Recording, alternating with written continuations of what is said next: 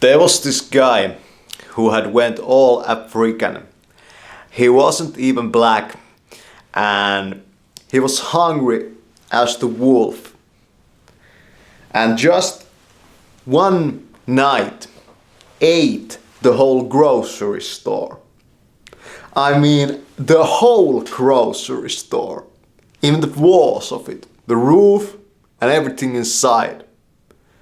And there happened to be this one guard going through that grocery store, just checking that there's nothing out of the norm going on, like guards do. And the guy ended up eating the guard too. It was a pretty fucked up thing. And it became this widely spread, talked about phenomena. Guy eating a whole grocery store. Not just the food in there, the walls too. And they had to rebuild that shit. So, do you know what happened? They made it 5-story and called it the SUPERSIZER.